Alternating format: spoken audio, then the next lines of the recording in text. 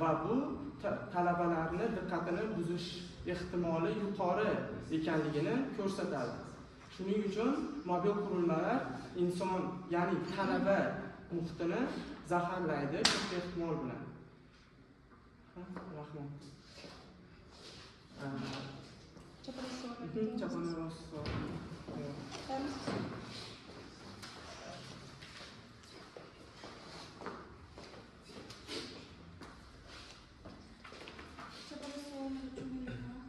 Har ko'rganda bir salom deganlardek assalomu alaykum. Chapara savollarga tayyormisiz? Ha.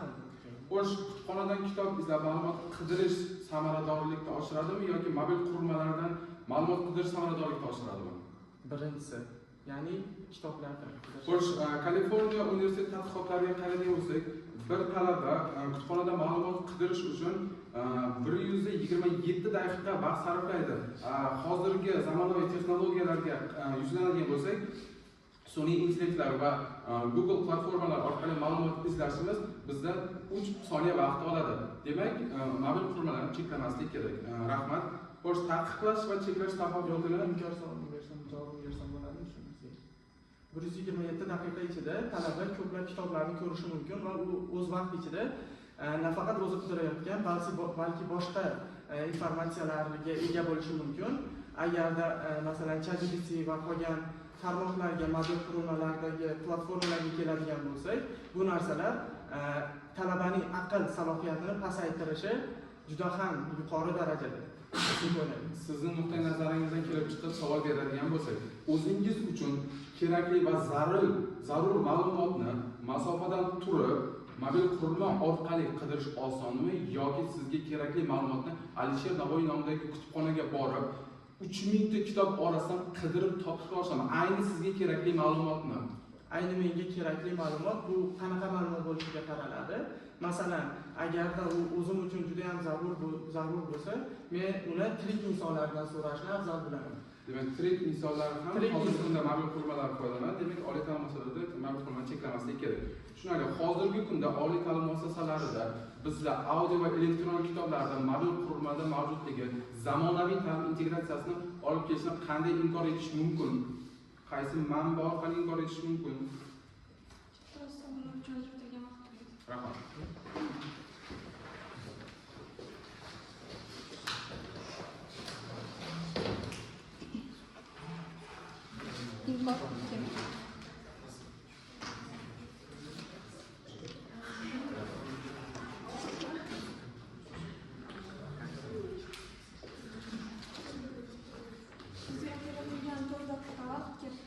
Avvalambor assalomu alaykum hakamlar hay'ati, tanqibi, auditoriya va qadrli bo'lgan hamkorlar jamoa. Men Yakuza jamoasining ikkinchi noto'g'ri qonunchasi bo'ladi. Bugungi mavzuimiz oliy ta'lim muassasalari talabalari uchun mobil qurilmalarni cheklash kerak. Bizning pozitsiyamiz inkor va men nutqimni ikki qismga bo'lgan holatda boshlayman. Rebatlardan boshlaydigan bo'lsam, avvalin jamoani birinchi noto'g'ri ta'kidlashda telefonlar chalg'itadi. Diqqatni kamaytiradi, ta'kidlab o'tdilar. Telefonlar noto'g'ri foydalanilsa albatta chalg'itadi, ammo maqsadga pedagogik integratsiya chalg'itmaydi. Sababi Computers for Education tadqiqotiga ko'ra telefonlardan maqsadli foydalanish talabalar e'tiborini chalg'itmaydi, aksincha akademik samaradorlikni oshirishga juda ham katta o'zining hissasini qo'shadi. Ikkinchi argumentlarga to'xtaladigan bo'lsam, cheklash natijalarini oshiradi deya aytib o'tdilar va shuni aytish mumkinki, cheklash qismi faqat maktab sharoitida qisqa muddatli samara beradi. Universitetlarda mobil qurilmalar resurslarga kirish, hamkorlik, tezkor o'rganishni oshiradi. Manba Educaus tadqiqoti. Talabalar mobil qurilmalar yordamida ma'lumotni 30% tezroq topadi va o'quv samaradorligini oshiradi. Va ularning argumentlaridan yana biri talabalar o'zi zararli deb ta'kidlashi mumkin o'zligi uchun. Ammo University of California tadqiqotiga ko'ra, mobil qurilmalar orqali masofaviy hamkorlik guruh loyihalarining bajarilishi tezligini 25% ga oshiradi. Bu esa zararli emasligini ko'rsatadi. Shu bilan birga rebat uchun xulosaga to'xtaladigan bo'lsa, avvalin jamoaning argumentlarini ilmiy asoslar orqali biz isbotlab o'tdik va birinchi noto'g'ri tomonidan taqdim qilingan barcha manba va argumentlarni qo'llab-quvvatlashga o'tmoqchiman. Va birinchi noto'g'ri ta'kidlab o'tgan ma'lumot va resurslarga tez kirish argumentiga to'xtaladigan bo'lsam, Pew Research Center talabalar telefonlar yordamida ilmiy ma'lumotni 30% tezroq topadi. Bu o'rganish samaradorligini oshiradi deya tadqiqotlar olib borildi. Ushbu Pew Research Center manbasi va sayti orqali va shunga xulosa qiladigan bo'lsam, talabalar telefonlarni cheklash talabalarga mandaga tez kirishni inkor etadi va ko'p vaqtni ketkazishga olib keladi. Va ikkinchi argumentga to'xtaladigan bo'lsam, hamkorlik va guruh ishlari samaradorlikni yana ham oshirishga o'z hissasini qo'shadi. Manda University of California dan olingan va mobil qurilmalar orqali onlayn hamkorlik platformalari guruh loyihalarining bajarilish tezligini 25% dan yuqori darajada oshirishi mumkin. Va xulosa qiladigan bo'lsa, ushbu manbaga cheklash talabalar hamkorligini pasaytiradi va telefonlarsiz ular qiyinchiliklarga duch kelishi mumkin va hamkorlikka bo'lgan zararlarini ko'rsatadi. Va ichki va tashqi motivatsiyani oshirish telefonlardan foydalanish orqali ham yuzaga kelishi mumkin. Computers va Education manbasiga yana to'xtaladigan bo'lsak, mobil qurilmalar talabalarning ichki va tashqi motivatsiyasini oshiradi. Dialog, metakognitiv o'zini boshqarish jarayonlarini kuchaytiradi. Hozirgi 21-asrda butun dunyo bo'ylab telefonlardan foydalanish bu tasdiqlab o'tilgan va talabalarga o'z samarasini berib kelmoqda. Va umumiy xulosaga keladigan bo'lsa, hurmatli hakamlar va auditoriya, tasdiq jamoasining barcha argumentlari rebatl bilan inkor qilindi. Bizning barcha argumentlarimiz esa himoya qilindi ilmiy asoslar orqali.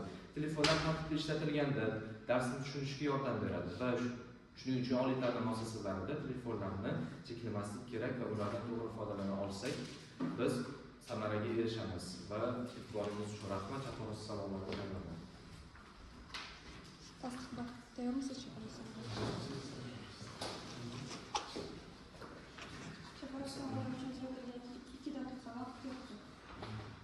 Siz qo'yinda aytib ketdingizki, telefonlar bu juda ham yaxshi hisoblanadi va bundan foydalanish o'quvchilar uchun yordam beradi, to'g'rimi? Albatta.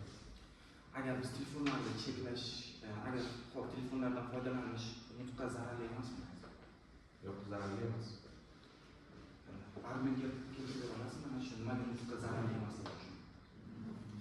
Telefonlardan biz foydalanayotganimizda undagi manbalarni olamiz, ma'lumotlarga ega bo'lamiz va bu bizning nutqimizga hech qanday zarar keltirmaydi. Universitetlar orasidagi graduate, ya'ni universitet bitiruvchilari yildan yilga pasayib ketyapti. Bu narsaga fikringiz qanaqa? Telefonlar zarar emasmi? Manbalarsiz javob berishga Siz qanaqa ma'lumot? universitetlarda bitiruvchi talabalar qisqarib ketmoqda. Statistik ma'lumot keltira olasiz? Statistik ma'lumot shuki, har bir universitetda yaqinda 2025-yil bo'yicha studentlarni bitirishi, ya'ni o'zlarining yo'lini topib, yaxshi joylashishi 70% ga pasaygan. Avvalgi statistikaga nisbatan avvalgi statistika 90%, hozir 70% ga pasaygan. Mana shu telefonlarni zararli oqibati emasmi? Albatta zararli oqibati emas. Sababi men ham Qo'shma Shtatlardagi universitetlarning tashkilotlariga to'xtaladigan bo'lsam, telefonlardan foydalanish 30% tezroq topadi. Ya'ni 100% dan solishtirganda 130% tezroq samarasini beradi. Va hozir ham berib kelmoqda. Yaxshi. Telefonlarni fokusga, ya'ni fokus qaratishga, tushirishiga fikringiz qanaqa? Ya'ni hozirgi kunda mobil qurilmalarda shunaqangi o'zining funksiyalari mavjud bo'lib, undagi biz foydali ma'lumotlar olayotgan paytimizda bezovta qilmagan funksiyasi orqali biz diqqatimizni 100% holatda qaratishimiz mumkin bo'ladi. Biz darslarimiz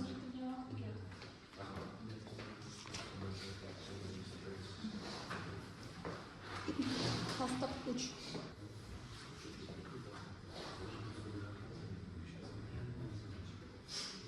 Sizga berilgan vaqt to'liq. Singapur 2009-yilda tadqiqotlar o'zlari chiroyli tadqiqot o'tkazishadi va tadqiqotda 30 ta talabani har bittasini qo'liga telefon berishadi. Har 6 daqiqada bir marotaba bildirishni olmaydi, ya'ni kelib turiladi telefonlarga. Va o'qituvchi esa gapirishda, ya'ni ilm berishda davom etadi va bu davomida talabalarning 15 tasining, ya'ni fokuslari boshqa joyga ketganligi haqida o'zlaridan tasdiq fikr olishadi. Bu esa bu joyda minus tomonga qarab ketadi va bu erkinlikni degan savol. Va ikkinchi auditoriya esa 30 ta talaba 90 daqiqa qurilma o'chirilgan holatda, ya'ni auditoriya tomonidan beriladi o'z xohishlari bilan ularning esa fokusi bitta joyga, ya'ni ta'limga, ustozga qaratilgan bo'ladi va ustozni bilim berishi, ya'ni bilimni yetkazib berishi juda yaxshi bo'ladi va to'g'ridan-to'g'ri yetkazib beriladi va to'g'ridan-to'g'ri qabul qiladi va qaytariladi va albatta bu ikkinchi auditoriyani tanlaymiz bizning auditoriya va bu shuni anglatadiki, talaba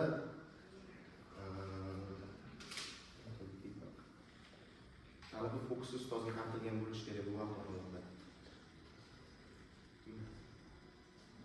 O'zingiz tugatsin. Tushuncha mumkin. Rahmat.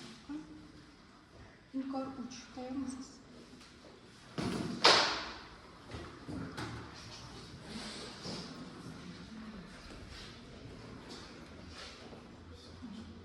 Sizga berilgan 4 daqiqa vaqt keldi. Assalomu alaykum, yana bir bor hurmatli hakamlar hay'ati, timekeeper, auditoriya va bizga qadrli bo'lgan opponent jamoa. Men Yakuza jamoasining 3-spiker Nazar Basharov tanqidiy tahliliy xulosaviy nutqini boshlayman. Xo'sh, tasdiq jamoasining birinchi spikeriga keladigan bo'lsak, tanishtiruv bo'lmadi, salomlashish bo'lmadi, mavzu tanishtirilmadi va bu yerda ba'zi so'zlarni ko'rishimiz mumkin va bu so'zlarni so'z sifatida qabul qildik. Ya'ni ingliz tilida olinadigan ingliz tilidagi research so'zi va not, leksiya, level, interpretatsiya, focus, to. Ya'ni shu so'zlarni hisobga olishingizni so'raymiz va argumentlar ma'lumotlarda 80%da ya'ni muammo yo'q deb manba argument berdilar, ammo bunga biz manba ko'rmadik. Telefonlarda ya'ni ma'lumot saqlanadi dedilar, telefonda ko'p ma'lumot saqlanadi deb o'z nutqlarida ta'kidlab o'tdilar, ammo va bu orqali to'laqonli bizning pozitsiyamizga o'tdilar. Va chaparosti savollarga keladigan bo'lsak, chaparosti savollarda mobil qurilmalar, ilmiy maqolalar, kitoblar va ma'lumotlarga tez kirish imkonini bermaydimi deb savol so'raganida ular beradi deb yana bir bor o'z pozitsiyalarini yo'qotdilar va aynan talabalar uchun mobil qurilmalarni cheklamaslik kerakligini tasdiqlab o'tdilar. Tasdiq jamoasining ikkinchi spikeriga keladigan bo'lsak, redaktsiya qilinmadi va o'z nutqlari davomida off topic, idea, improvizatsiya kabi problem basic, attract, notification, PPM, interactive, student kabi so'zlarni aytib o'tdilar va bu so'zlar birinchi spiker tomonidan hech qanday kabi so'zlarga kiritilmagan edi. Va tanishtiruv bo'lmadi va aynan mavzu doirasida faqat o'z fikrlarini berib o'tdilar. Fikrlari uchun rahmat aytib qolamiz, ammo hech qanday manba ko'rmadik. O'zimning jamoamning birinchi spikeriga keladigan bo'lsam, tanishtiruv bo'ldi, iqtibos keltirildi. Opponent jamoa zamon va makon qo'yilmagani uchun inkor jamoa, bizning jamoamiz qo'yib o'tdilar, kabi so'zlar keltirildi, aytiq formatga to'liq tushdi, manba abonentlarga aynan manbalar keltirib o'tildi va 99% natija aynan Amerika universitetlaridagi samaradorlikni 99% natija orqali isbotlab berdilar statistik ma'lumotlar bilan va bu aynan bizning pozitsiya ancha yuqori darajadagi ma'lumot beriladi va o'z nutqini oxirida unga xulosa berildi. Inkor jamoasining ikkinchi spikeriga keladigan bo'lsak, rahmatlidan keyin debata qilindi, tanishtiruv bo'ldi, aktiv formatga deyarli tushdi, unga xulosa berildi va chaparosti savollar paytida opponent jamoada point to, graduate, fox kabi so'zlar aytib o'tildi va bularni inobatga olishingizni so'raymiz. Mavzu doirasidan yana mobil qurilmalar yaxshi rol o'ynaydi deb aytib o'tdilar va tasdiq jamoasining ikkinchi spikeri, ya'ni bu orqali ham yana